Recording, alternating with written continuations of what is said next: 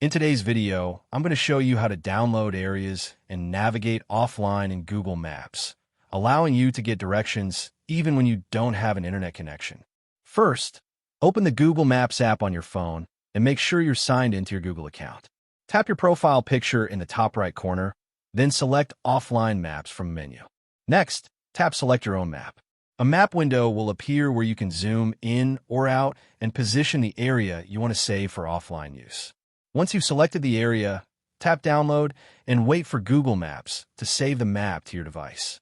After the download is complete, you can use the map even without mobile data or Wi-Fi.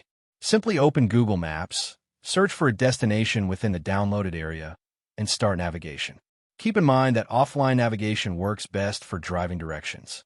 Some features, such as live traffic updates and alternate routes based on current conditions, require an internet connection. And that's it. Thank you for watching this video. Please feel free to use the affiliate link in the description.